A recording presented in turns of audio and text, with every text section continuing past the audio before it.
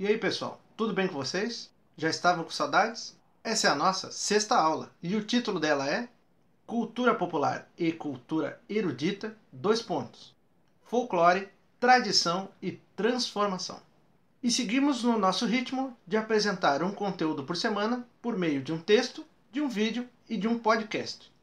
E como sempre, para que esse vídeo não fique muito longo, eu vou fazer uma explicação bem rápida sobre o tema, que vai ser complementado pelo podcast e vai complementar o texto que já está disponível online.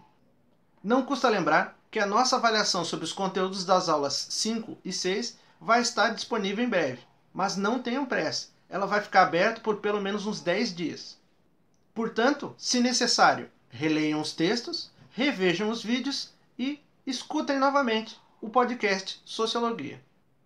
E respondam com atenção, pois só é possível encaminhar uma resposta. E lembrem-se, cada questão possui apenas uma resposta correta e nenhuma das respostas se repete.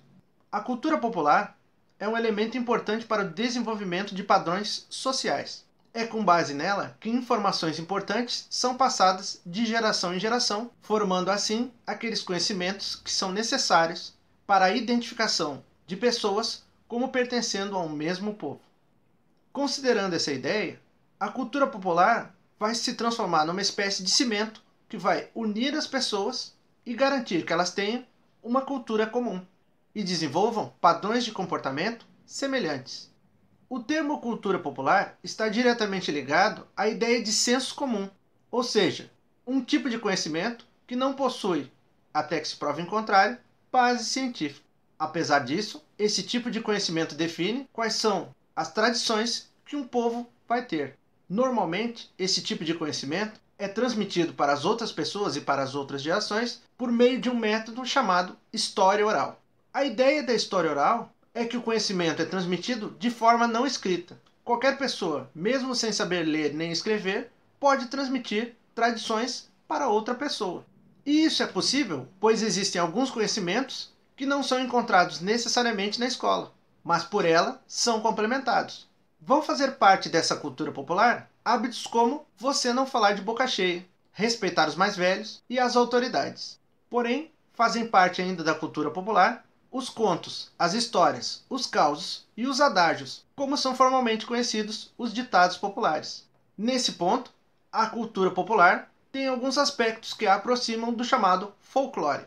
Folclore é um termo originado da língua inglesa, que mistura duas palavras. De um lado, folk, que significa povo, e de outro, lore, que significa um conjunto de saberes.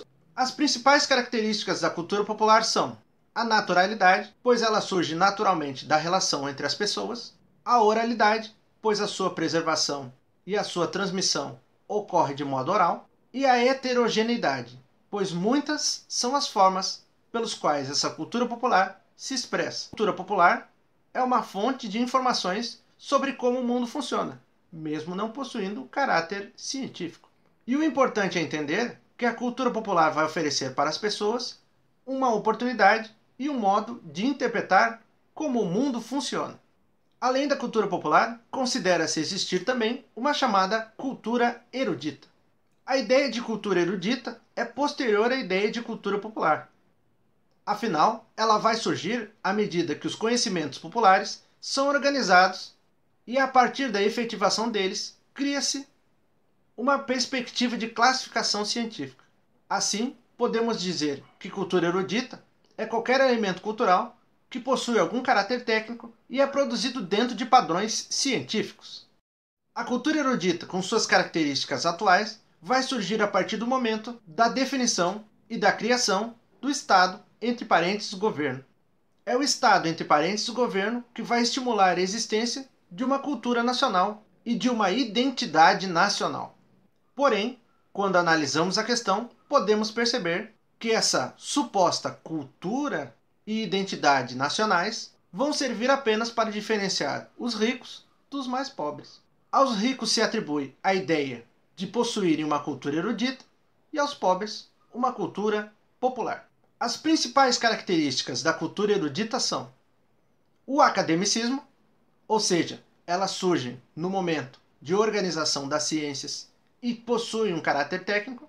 Ela possui normalmente a forma escrita, pois assim é mais fácil de ser compartilhada, e é heterogênea, pois ela provém de muitas fontes, como por exemplo a música clássica, os textos científicos e artigos acadêmicos. Apesar disso, é importante referir que não se deve entender que a cultura erudita seja melhor que a popular ou vice-versa.